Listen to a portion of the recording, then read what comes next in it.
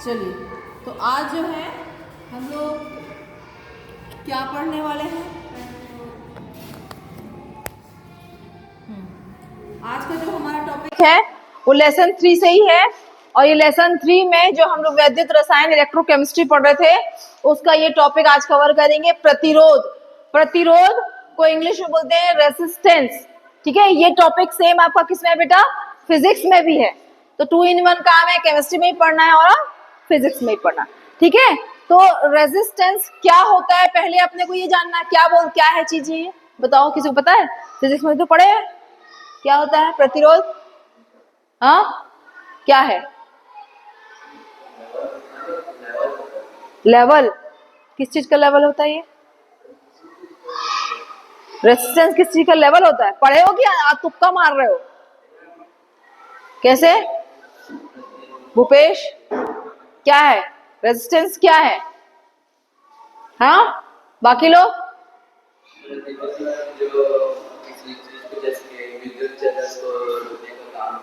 हाँ, या आप सिंपली लैंग्वेज में समझ सकते हैं, प्रतिरोध या कोई चालक पदार्थ है जिसमें विद्युत धारा का प्रवाह हो सकता है।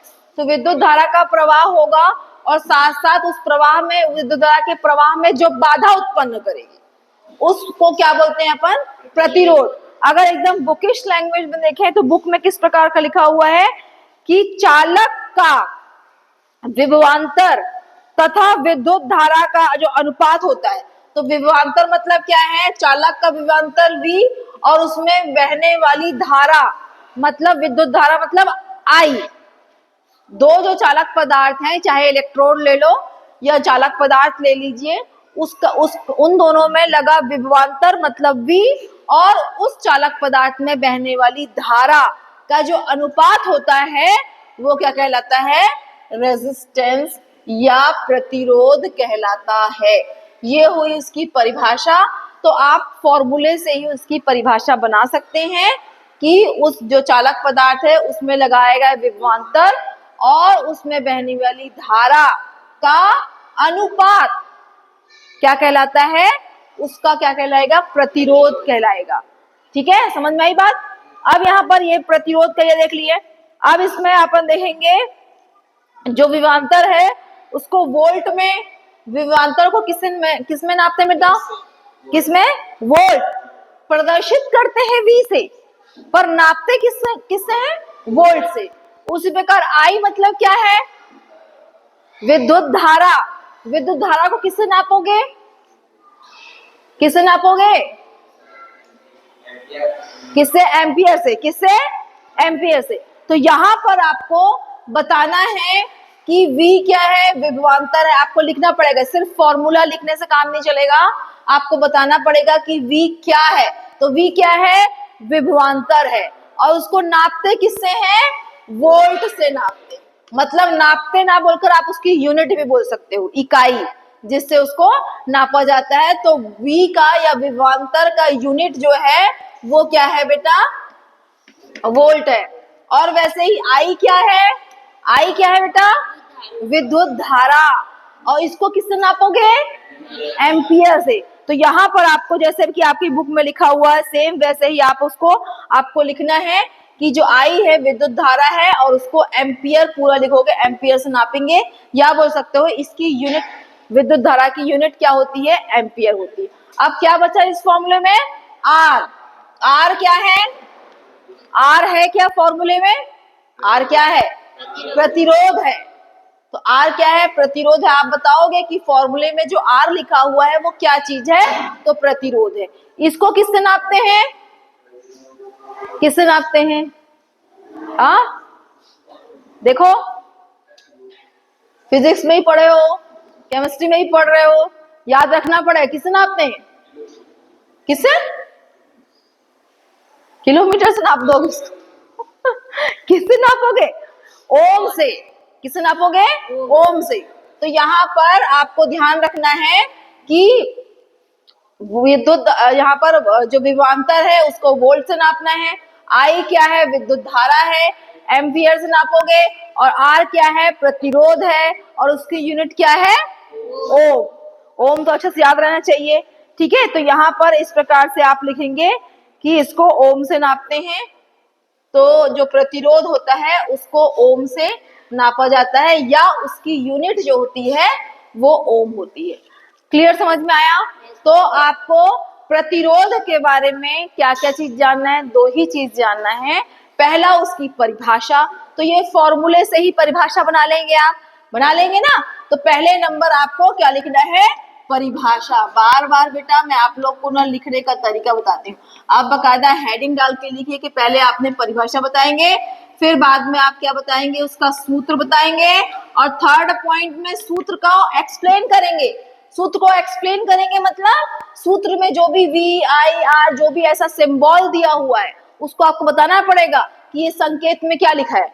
जैसे मैंने नाम लिख दिया अपना एन सोनी, तो एन का मतलब तो लोग बहुत सारा निकाल लेंगे, एन का मतलब बहुत सारी चीज हो सकता है ना। मेरे नाम में एन बहुत अलग अलग नाम हो सकते हैं, तो यहाँ पर एन का सिंबल सिर्फ सिंबल लिखने से पता नहीं चलेगा, वी आई आर ऐसे लिखने से पता नहीं चलेगा। इसलिए आपको वी का मतलब क्या है, आई का मतलब क्या है, आर का मतलब क्या है, और इन सब की यूनिट क्या है, इसके साथ में आपको लिखना पड़ेगा। समझ में आई ये बात? क्लियर है? यस। तो ये हो गया प्रतिरोध। अब आप बिल्कुल याद रखना, आर मतलब क्या है? प्रतिरोध, जिसको अपन रेजिस्टेंस बोलते हैं, और नापते किससे हैं इसको? ओम से। अब ये प्रतिरोध, अब इसका एक और जुड़वा भाई बहन आएगा, क्या बोलते हैं इसको? प्रतिरोधकता। ठीक है, अभी अपन पढ़ेंगे विशिष्ट प्रतिरोध। विशिष्ट प्रतिरोध, यहाँ पर जो एक और वर्ड है, पहले प्रतिरोध पढ़ लिए अपन, अब इसका जुड़वा भाई पढ़ेंगे विशिष्ट प्रतिरोध।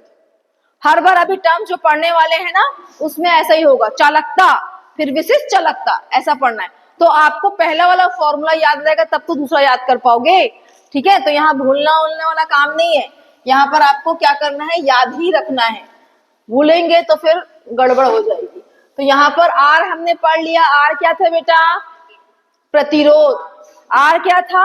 प्रतिरोध था। अब हम पढ़ेंगे विशिष्ट प्रतिरोध। ठीक है, कि विशिष्ट प्रतिरोध क्या होता है। ये भगवान ने क्या लिख दिया, एक मिनट रुकिए बेटा, विशिष्ट प्रतिरोध ही तो लिख रहे हैं ना। ठीक है, विशिष्ट प्रतिरोध, विशिष्ट प्रतिरोध। अब अभी अपन ने क्या पढ़ा था? प्रतिरोध, उसको आर से डिनोट कर रहे थे, याद है? अब विशिष्ट प्रतिरोध जो है उसको रो, ये जो रो जो है मतलब ये पी टाइप का दिखता है लेकिन थोड़ा सा स्टाइलिश भी समझ लीजिए आप। ठीक है, तो विशिष्ट प्रतिरोध को किससे नापते हैं? रो से। याद रहेगा? याद रहेगा आपको? तो आपको पहला चीज आपको याद रखना है कि रो क्या है? विशिष्ट प्रतिरोध है। अब यहाँ पर बेटा एक चीज और देखेंगे, तो विशिष्ट प्रतिरोध की जब आपको परिभाषा निकालनी होगी ना, तो पहले आपको ध्यान देना है यहाँ पर कि जो आर, आर क्या है? आर क्या है? आर क्या है? प्रतिरोध। तो याद रखना, किसी भी चालक पदार्थ में बहने वाली धारा के अगेंस्ट में जो प्रतिरोध होता है वो उस चालक की लंबाई के क्या होगा बेटा? समानुपाती होगा। नहीं समझ में आया? नहीं, बराबर नहीं, बराबर अलग चीज। समानुपाती मतलब जितनी तार की लंबाई, चालक तार की लंबाई जितनी ज्यादा होगी उतना ज्यादा उसमें प्रतिरोध होगा। जितना अनुपात लंबाई में बढ़ाते जाओगे, लंबाई को 2 गुना करोगे तो प्रतिरोध भी 2 गुना बढ़ जाएगा। माने जो विद्युत धारा के प्रवाह में डबल प्रतिरोध उत्पन्न होगा, 2 गुना प्रतिरोध उत्पन्न होगा। तार की लंबाई को या चालक की लंबाई बोल लो, तार की लंबाई बोलने को, क्योंकि अपन चालक की बात कर रहे हैं, है ना। चालक पदार्थों में ही क्या होगा? विद्युत धारा का प्रवाह होगा, और जहां विद्युत धारा का प्रवाह होगा वहां उसकी प्रतिरोधकता की बात की जाएगी, प्रतिरोध की बात की जाएगी। समझ में आया? तो अभी अपन विशिष्ट प्रतिरोध का फॉर्मूला निकालने वाले हैं। तो विशिष्ट प्रतिरोध का फॉर्मूला निकालने के लिए अपन को देखना है, क्या देखना है?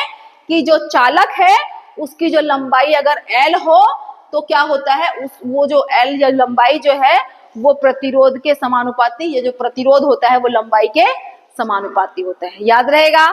उसके बाद नेक्स्ट पॉइंट देखेंगे, जो प्रतिरोध होता है वो अनुप्रस्थ काट का क्षेत्रफल मतलब A या आपको ये समझ में नहीं आ रहा है तो सपोज ये चालक तार है, ध्यान दो, ये तार की लंबाई है, चालक जो है उसकी लंबाई, और ये जो मोटाई दिख रहे हो, ये मोटाई क्या है, अनुप्रस्थ काट मतलब ए। मोटा जितना तार होगा ना वो ए की वैल्यू होगी। समझ में आई बात? क्लियर है? जो चालक है उसकी लंबाई मतलब एल और उसका मोटाई बोल लो तो ये क्या होगा, अनुप्रस्थ काट का क्षेत्रफल जिसको बोल रहे हैं वो है ए। तो ये ए के क्या है, वृत्त क्रमानुपाती है, मतलब प्रतिरोध तार, हमको ये देखना है कि तार लंबा था तो प्रतिरोध का मान भी ज्यादा हो रहा था क्योंकि समानुपाती रिलेशन था। समझ में आ रहा है? अब ए या मोटाई की बात करें चालक तार का तो वो क्या है, वृत्त क्रमानुपाती है, मतलब तार यदि मोटा या अनुप्रस्थ काट का क्षेत्रफल ज्यादा रहेगा तो प्रतिरोध का मान कम रहेगा, और अगर ए का मान कम रहेगा तो इसका मान ज्यादा, इसका मान ज्यादा तो उसका मान कम, उल्टा रिलेशन होता है। ठीक है, अपोजिट चलेगा। अगर इसको एक गुना बढ़ाओगे तो ये एक गुना घटेगा। समझ में आया? जस्ट रिवर्स चलता है, इसलिए इसको क्या बोलते हैं, वृत्त क्रमानुपाती, रिवर्स रिलेशन। अब ये दोनों में अपन देख लो बेटा, एकदम बच्चा वाला जो है टेंडेंसी उस टाइप का तुम लोग को समझा रही हूँ। तो यहाँ पर दोनों में क्या है, आर आर है तो उसको कॉमन एक बार लिख सकते हैं और समानुपाती का निशान वैसा ही लगा दिए। अब आर जो है वो एल के समानुपाती था और ए के वृत्त क्रमानुपाती था, तो इस फॉर्मूले को दोनों को कंबाइन रूप से ऐसा लिख सकते हैं ना। तो यस, तो ये हो गया। अब उसके बाद क्या करेंगे, समानुपाती का निशान अपने क्या करना पड़ेगा बेटा, हटाना पड़ेगा। ठीक है, तो समानुपाती का निशान अपन हटाएंगे तो क्या होगा, एक स्थिरांक लगाते हैं, पता है ना, समानुपाती का निशान हटाओगे तो आप एक स्थिरांक लगाओगे तो क्या होगा, यहाँ पर वो स्थिरांक रो है और L अपॉन ए। समझ में आया? तो ये स्थिरांक रो, अब रो क्या है बेटा, रो क्या है, विशिष्ट प्रतिरोध, और हमको निकालना क्या है, विशिष्ट प्रतिरोध निकालना। तो इसी फॉर्मूले को अपन एक और तरीके से लिख सकते हैं, जैसे कि यहाँ पर लिखा हुआ है R equals to rho L upon A लिखा हुआ। अगर मेरे को रो का मान निकालना हो तो पक्षांतर करके कैसा करना पड़ेगा, कोई बताएगा मुझे? क्या लिख देंगे अपन, अगर इसकी वैल्यू निकालनी है तो कैसा लिखोगे, रो अपॉन क्या आएगा बताओ, निकालना आता है कि नहीं आता है, कैसे करते हैं? ये रो कहाँ है, अंश में है कि हर में है? पक्षांतर वाला नहीं आता बेटा? हाँ तो बताओ ना क्या आएगा आंसर। रो की वैल्यू, इस फॉर्मूले से रो की वैल्यू निकालना होगा तो क्या आएगा, आर ए अपॉन एल, बस यही तो होगा ना, ऐसे ही होगा ना। तो मतलब अपने को, क्योंकि हमने इसको पलटाया, क्यों इसको ऐसे में कन्वर्ट इसलिए किया क्योंकि हम अभी किसकी वैल्यू निकाल रहे हैं, विशिष्ट प्रतिरोध की, इसलिए इस फॉर्मूले को इस फॉर्म में लिखेंगे और फाइनली जो हमारा फॉर्मूला होगा, ये वाला फॉर्मूला हमारा फाइनली फॉर्मूला होगा विशिष्ट प्रतिरोध का। समझ में आई बात? अब आपको यहाँ बताना है आर क्या है बेटा, फिर से बताओगे, अपना फॉर्मूला आ गया, फिर आप बताओगे कि रो क्या है, विशिष्ट प्रतिरोध, आर क्या है, प्रतिरोध, ए क्या है, अनुप्रस्थ काट का क्षेत्रफल, एल क्या है, चालक की लंबाई। अब क्षेत्रफल, अब यहाँ पर बताओ जो ओम है, अब अपने को रो की इकाई निकालना है, विशिष्ट प्रतिरोध की इकाई निकालना है, तो कैसा करेंगे बताओ, क्या करेंगे, जैसे कि इसमें दिया हुआ है ओम, पहले ये रो का अपने को यूनिट निकालना, तो आर का क्या किससे निकालते, आर की यूनिट क्या है, ओम है। ठीक है, तो आप निकल दोगे ओम लिखोगे, और उसके बाद इसका ए का, ए मतलब क्या है, अनुप्रस्थ काट का क्षेत्रफल, उसको किससे नापते हैं अपन, किसी का क्षेत्रफल कैसे नापते हैं, क्षेत्रफल की यूनिट क्या है, लंबाई गुणित, तो दोनों को किससे नापोगे, सेंटीमीटर स्क्वायर होगा, वर्ग सेंटीमीटर होगा कि नहीं होगा, तो यहां पर होगा सेंटीमीटर स्क्वायर, और लंबाई को सिर्फ सेंटीमीटर लिखोगे, लिखोगे, काटने के बाद कितना आएगा, तो क्या लिखोगे, ओम। अच्छा, यहां पर देखना है, ओम लिखोगे, ओम, और यहाँ पर क्या लिखोगे, सेंटीमीटर। आएगा ऐसा कि नहीं आएगा? आएगा ना? क्लियर है? तो ये क्या हो गया आपका, ये क्या चीज हो गई आपकी? ओम सेंटीमीटर क्या है बेटा? ये इकाई है। किसकी इकाई है? रो या विशिष्ट प्रतिरोध। तो आपको देखो 3 चीजें लिखना बहुत जरूरी है। पहला परिभाषा, दूसरा सूत्र, तीसरा उसका एक्सप्लेनेशन करोगे, मतलब ये P क्या है, रो क्या है, R क्या है, A क्या है, L, और लास्ट में विशिष्ट प्रतिरोध की इकाई क्या है, मतलब ये फाइंड आउट कियो ओम सेंटीमीटर, ये क्या है, विशिष्ट प्रतिरोध की इकाई है। आपके ऑब्जेक्टिव में चाहे आप कॉम्पिटिटिव एग्जाम दो या आप ये वाला जो थ्योरी आपका एनुअल एग्जामिनेशन है, दोनों ही केस में आपसे पूछ सकता है कि विशिष्ट प्रतिरोध की इकाई क्या है या प्रतिरोध की इकाई क्या है। इस प्रकार के क्वेश्चन आपके एग्जाम में आ सकते हैं, 1 नंबर का या और अदर। और यदि विशिष्ट प्रतिरोध के बारे में पूछेगा तो भी आपको पूरा एक्सप्लेन करना होगा, तभी पूरे नंबर लिखेंगे। आप क्या करते हैं, विशिष्ट प्रतिरोध की परिभाषा लिख दिए, छोड़ दिए, तो यहाँ पर इतना लिखने समझ में नहीं आएगा ना भाई क्या चीज है। तो वहां पर एक को एक्सप्लेन करना है कि आर का मतलब क्या है, ए का मतलब क्या है, एल का मतलब क्या, और सबकी यूनिट, और लास्ट में ओवरऑल विशिष्ट प्रतिरोध की यूनिट आपको निकालनी है। ठीक है, समझ में आया? तो ये हो गया विशिष्ट प्रतिरोध। बात मत करो, जिसको जो डाउट है मेरे से पूछो ना, 40 मिनट तक तो मैं ही रहूंगी आपके साथ, बाकी आपके फ्रेंड्स तो पूरे रहेंगे पूरे टाइम, मेरे से पूछिए। ठीक है, तो हो गया विशिष्ट प्रतिरोध, क्लियर है? चलिए अब क्या पढ़ेंगे नेक्स्ट, क्या पढ़ेंगे नेक्स्ट, कि नहीं पढ़ेंगे? जा रहा है ना, समझ में आ रहा है सबको, दिमाग के अंदर जा रही सारी बातें। अब अपन पढ़ेंगे बेटा चालकता और उसकी जुड़वा बहन विशिष्ट चालकता, बस ये लास्ट टॉपिक। पहला क्या पढ़ेंगे, चालकता, चालकता, और फिर इसके साथ पढ़ेंगे विशिष्ट चालकता। ठीक है, तो देखेंगे चालकता। अब यहाँ पर क्या दिया हुआ, चालकता को अपन किससे डिनोट करते हैं, C से। याद रखेंगे, चालकता को किससे डिनोट करते हैं, C से। अब इसकी परिभाषा की बात करें तो विद्युत अपघट्य की विद्युत चालकता जो कि C है, उसको प्रतिरोध के विलोम द्वारा व्यक्त करते हैं। मतलब जो चालकता है वो जितना कम प्रतिरोध रहेगा, समझ में आ रही है? प्रतिरोध मतलब बाधा, अगर बाधा कम होगी तो चालकता का मान ज्यादा होगा, सिंपल सी बात है। ठीक है, तो इसीलिए आपको यहाँ बताया गया है कि जो चालकता होती है, विद्युत अपघट्य की चालकता या किसी चालक पदार्थ की चालकता जो होती है, वो जो उसके प्रतिरोध के व्युत्क्रम होती है या उसका रिवर्स होती है। सिंपल सी बात है भाई, चालकता का मान यदि ज्यादा है तो उसमें बाधा कम है। ठीक है, तो ये दोनों का रिलेशन क्या है, रिवर्स रिलेशन है इस। हाँ बेटा, क्या कुछ बोल रहे हो? ठीक है, तो याद रहेगा ये। तो आपको क्या करना है, पहले चालकता की परिभाषा बताओगे और उसके बाद ये फॉर्मूला बताओगे, ध्यान दो। और उसके बाद क्या बताएंगे आप, C क्या है, चालकता है, R क्या है, प्रतिरोध है। फिर आप बता देना कि जो प्रतिरोध का किससे नापते हैं। हर बार आपको ऐसा सिंबल लिख के छोड़ना नहीं है। ठीक है, उसको बताना पड़ेगा कि C क्या है, R क्या है, तो आप उसको एक्सप्लेन करेंगे। अब इसकी चालकता की इकाई की बात करें बेटा, तो क्या होगा चालकता की इकाई, R की इकाई क्या है, प्रतिरोध है ना। R की इकाई क्या है, ओम। उल्टा बोल दिया क्या मैंने, उल्टा बोल दिया, सॉरी। चालकता को अपन C से डिनोट कर रहे हैं और R क्या है, प्रतिरोध है, और उसकी इकाई है ओम। तो 1/R था इसलिए 1/ओम लिखा अपन ने। अब ओम नीचे है, उसको ऊपर करेंगे तो क्या हो जाएगा, ओम इनवर्स होगा।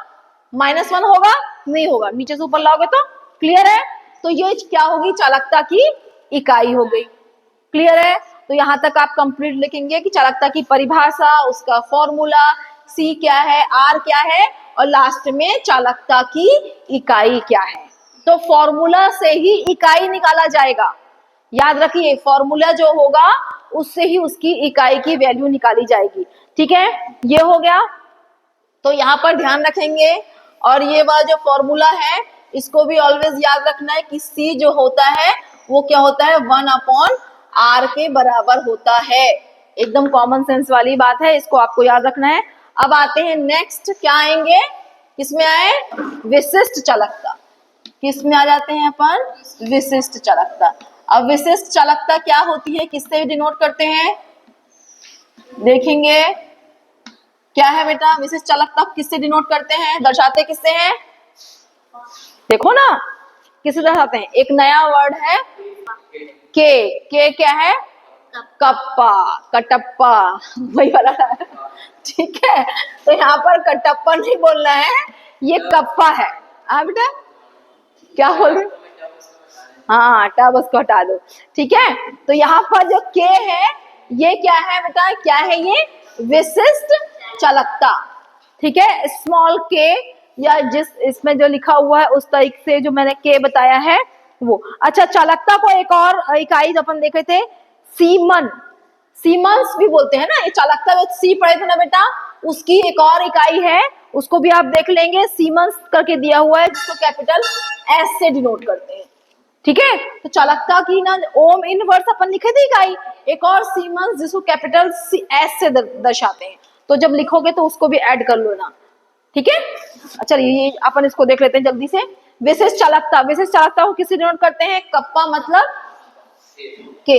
अब यहाँ पर देखेंगे विशिष्ट चालकता, यहाँ पर परिभाषा के रूप में दिया हुआ है, विशिष्ट जो चालकता होती है, ये जो विशिष्ट चालकता है वो विशिष्ट प्रतिरोध का व्युत्क्रम होती है। और विशिष्ट प्रतिरोध क्या होता है बेटा, विशिष्ट प्रतिरोध किसको बोलते हैं, प्रतिरोध आर, विशिष्ट प्रतिरोध रो, याद रहेगा, ठीक है। प्रतिरोध आर, विशिष्ट प्रतिरोध रो, चालकता सी, विशिष्ट चालकता कप्पा, ऐसा ऐसा ही याद रखना है। आप ऐसा मत सोचो कि याद हो जाएगा, याद नहीं होगा, उसको आपको दिमाग में सेट करना पड़ेगा। ये प्रतिरोध, ये विशिष्ट प्रतिरोध रो, ये चालकता कप्पा, विशिष्ट चालकता। अभी हम बात कर रहे हैं कप्पा विशिष्ट चालकता की। तो यहाँ पर परिभाषा क्या दिया है कि विशिष्ट प्रतिरोध का व्युत्क्रम, मतलब ये विशिष्ट प्रतिरोध जो अपन देख रहे हैं रो, तो ये क्या हुआ है, जो कप्पा या विशिष्ट चालकता है वो रो का क्या है, व्युत्क्रम। व्युत्क्रम मतलब उल्टा। अब क्या करना पड़ेगा, अब इसका फॉर्मूला बनाने के लिए इसका फॉर्मूला लिखना पड़ेगा आपको। तो क्या फॉर्मूला था बताओ इसका, जल्दी बताइए।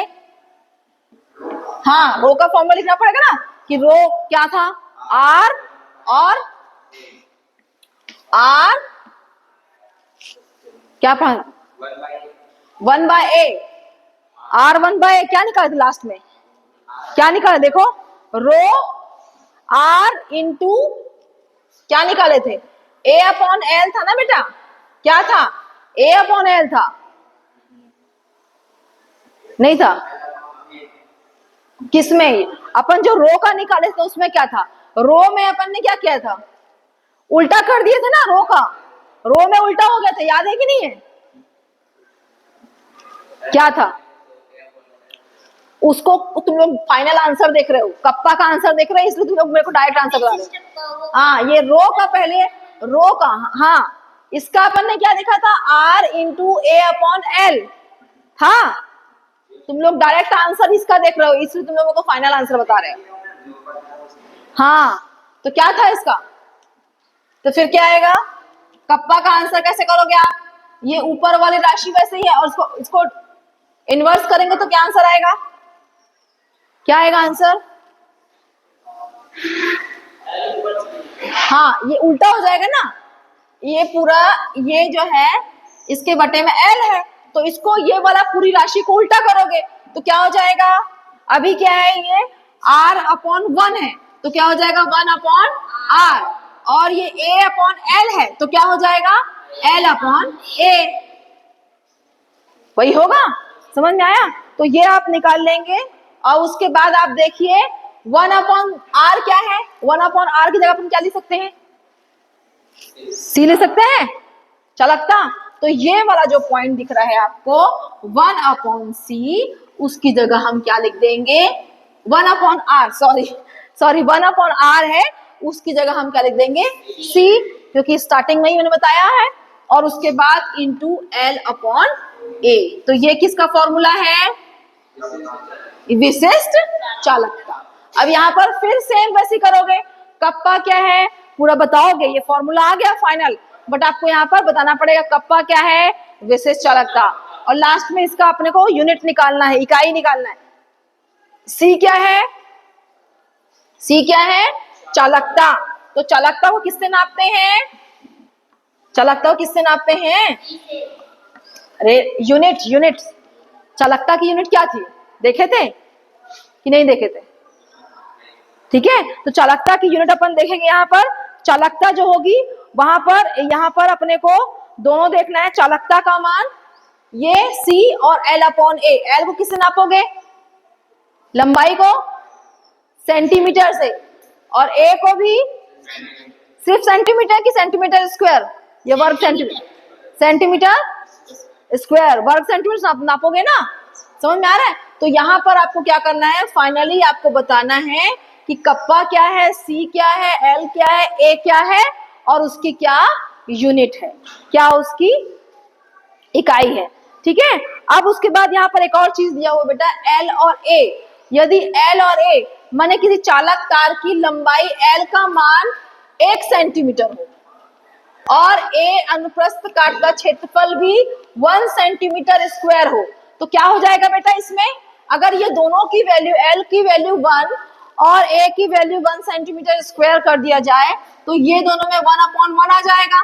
तो क्या हो जाएगा, सी कप्पा इक्वल्स टू सी, आएगा कि नहीं आएगा, आएगा ना। इन दोनों का मान यदि अगर मैं L equals to 1 centimetre and A equals to 1 centimetre square, तो इन दोनों की जगह 1/1 आ जाएगा, तो कप्पा इक्वल्स टू क्या हो जाएगा, C।